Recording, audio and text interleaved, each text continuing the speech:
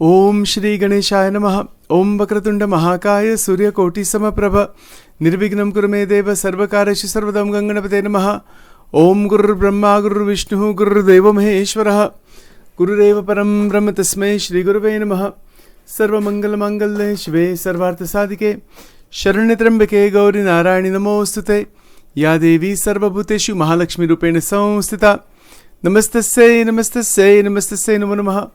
Om Namo Narayanaya. Om Namo Bhagavate Vasudevaya. Om Namah Shivaya. Shri Hanumate Namaha. Welcome to Nitya Satsang. Today is the 5th of May 2025. I want to offer my prostrations to all the great sages and to Paramatma residing in the heart of every single being. We are continuing to examine two very important verses from the Srimad Bhagavad Gita. And these are verses 62 and 63 from chapter 2. The verse number 62 is as follows. Dhyayato vishayan punsaha sangasteshu pajayate sangat sanjayate kamaha kamat krodho bijayate. It is a link that is shown here that dhyayato is broken up as dhyayantaha, right? Which means to think about, to meditate on, to focus on. That is where the word dhyan is also connected to that. So one who meditates on or one who constantly thinks of, that is called dhyayato. And this refers to a person absorbed in or mentally dwelling upon sense objects. It implies repetitive mental engagement, showing the power of thought to shape reality. So you can see this little one-line commentary here. And this is exactly correct. Because in our lives, we are thinking about these various experiences of life, these various objects that give us a certain experience. And that experience is what we are seeking. It's not even the object really. It's the experience through the object, through the contact with the object. Of course, for survival, food, water, clothing, shelter, these are experiences, but they are also making up the physical body. This physical body is made out of food. And we're breathing in air that is the air that is inside the body also. So the Panch Mahabhut are in the form of Pancha Alpabhut. Prithvi, Jal, Vayu, Tej, Akash. Earth, water, fire, wind, space, which are Mahabhutas, which are the substances in the universe. They are also the same substances that make up this body. But who are we? We are Chaitanya Atma Tattva. So that consciousness that we are is connected into the Brahmand. And so we start to think about these objects, we hold on to them and meditate upon them because of the experiences they give. And in fact, our entire Chitta, Chitta, it's a container of all of these experiences that are constantly going on in our lives, right from childhood till right now, and even past lives. The Chitta contains all of the storehouse of all the memories. You see, so that's the way it is. That's the way the Mahamaya has expressed itself. All right. So what Bhagavan Krishna is saying here is that Dhyayato Vishan Punsaha means that one who is meditating, one who is thinking about these sense objects deeply or somehow deeply connected to them,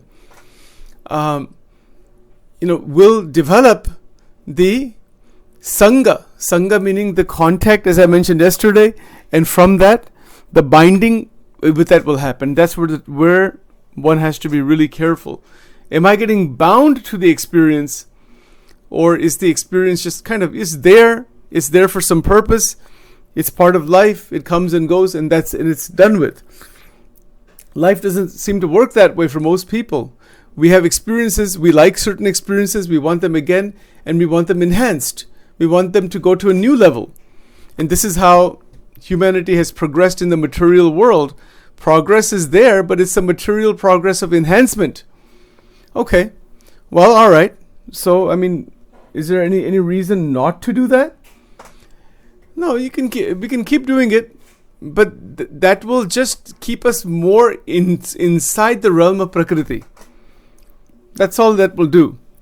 It doesn't take one outside the binding power of Prakriti. It's like a massive prison, let's say, and you have people living in that prison, and they are making the prison even more enhanced and more enhanced and more enhanced and more comfortable, and to the point where they even forget that they're inside the prison. They make it so like a 7-star facility. Every amenity you can think of is inside there. Except the fact is that they cannot leave there. They're locked up inside there. That's the only difference. Right? So this material world is called Durga. Durga means prison. It is a prison for the Jivatma made out of the 3 gunas of Maya. So what people are doing is trying to enhance these sense experiences further and further and further and further. And then life is finished. And then body is finished. And then rebirth and rebirth and rebirth and rebirth. And that's it. There's nothing new in it at all. It seems like there's something new every time. But there's really not anything truly new in that. What is new is to be able to not be bound and come back into the Atma Tattva. Atman and Brahman are one. And so that freedom from Prakriti, that is new. Getting more stuck inside Prakriti, there's nothing new about it. Kuch naya nahi hai isme. Kaam, krodh, lobh hi hai. Atini baat hai. That's all it is. That's all the sansar is anyway. And different experiences are there. Of course, experiences are there. But the fact of the matter is that everything becomes old. As grand as the experience may be. One might go into nature, or one might go into other places. Every experience becomes old. It's by enhancing the experience, it never opens the doorway into Ananda. It just gets saturated. Right? I mean, if the most beautiful places in the world gave one Brahma Gyan, then so many people would have realized the Brahman. So beauty is beauty. But it'll get saturated. It'll become old very quickly. And people who are born in that beauty, like in the place of Hawaii, which I had gone to many years back, the Polynesian people are there. They hate living there, by the way. It was the most incredible experience. I have spoke to so many of them. They said, we cannot get out of this place so that we can go to New York City. They consider New York City as heaven and lights and flashing lights and city life. And they cannot wait to get out of Hawaii. And people who are in New York City cannot wait to get out of there and go to Hawaii. Think about this. See, ye Maya ka khel hai. People who are born in the Polynesian culture, right in the 4 major islands of Hawaii, which are extraordinarily beautiful and amazing, they said this is hell for us. We cannot stand this place anymore. We don't want to even be here. We want to take a flight, but they don't have money to actually leave the island. They're poor people to a large extent. They're doing service-oriented jobs over there. You see this? समझने जैसी बात है ये. Where is Ananda? Ananda है क्या? Where is it? It's everywhere actually. It could be anywhere, exactly where you are. But that is the point. Yes, environments have their impact. The experiences do vary. Like in a place like Princeville, Hawaii, at that time, a small townhouse would cost $20 million. Because of the location. It's like an idyllic heavenly location. If you go there, you feel like you're in some heavenly place, Princeville, Hawaii. Think about this. Look it up. I think it's on the island of Kauai, actually. Extraordinarily expensive property. Because of the experience it provides. But if you stay there a very long period of time, not even long, just even 1 week, 2 weeks, it will all just become saturated. So this is what Krishna Bhagavan is teaching us. Dhyayato vishan punsa sangas teshu pajayate. This second part, sanga meaning the contact that happens, and then from there, this binding to the experience happens. So once an individual is bound in the anubhav, that is where that Jivatma is absolutely stuck, because the Vasana is generated. That, this is so nice. I want this again, and I want more. 2 points. I want it again, and I want more of it. I want some variation of it. Take ice cream shop. For example, if you go to, Baskin Robbins or some ice cream shop, and let's say you have the mint chocolate chip ice cream, and said, I like it. You enjoy it. Next time you go there, okay, now he can have another. I want it again. I want it again. But if you keep having the same one again, somebody will say, try some, even though your mind will say, no, try now this another variation. Try some other version. Because you've already had that. Now it's old now. Now you have to try some other dish. Doesn't it happen like this? This happens constantly in our minds. With everything we do, we get saturated. Even in the spiritual path, most of the people traveling the spiritual path, even if they're very sincere and they're following regulated life, and they might be even a renunciate, or they might be following very strictly a particular path, eventually it'll all just fizzle out and become dull. Ye sab kya hai? I'm nowhere. And that happens because of the reason that of the saturation effect. Isme naya kya hai? What is new in this? You see, this happens to sadhus. I have met them actually. They follow the same pattern. In the first couple of years, they're so excited and all that, And then as time goes on, everything becomes routine. It becomes cyclical. It becomes repetitive, and it becomes meaningless at that point to them. Then I had one pujari said to me at one temple. I won't give you the name of the temple or the pujari. Considered to be one of the very good and very awakened and enlightened person and all that kind of stuff, and all knows the scriptures back and forth. He was just me and him in the temple in the afternoon one time. This was in Atlanta, Georgia, years back. And he said to me, I'm trapped in this prison. He considered the mandir as a prison because he cannot leave there. He has to be there to do the arati morning, in the evening, same thing, every day, dealing with devotees. He said, I cannot wait to get out of all this thing. Think about this. Ye sab dhyayato vishayan punsah. Bhagavad Gita mein this is what this verse is saying. If things become old, they become repetitive, then anger comes. Then frustration comes. So that one pujari, he asked his guru who placed him there. He said, you please get me out of this place. So then they transferred him to another temple somewhere, and all that. Just because people are in the mandir doesn't mean that they're out of Maya. They might be even deeper into Maya. Don't think that. Maya has nothing to do with temples and all that thing. Maya has to do with our own mind, mental space. It's okay. Superficially everything looks good. When you go deeper into it, the same problem is there. Family life, same problem is there.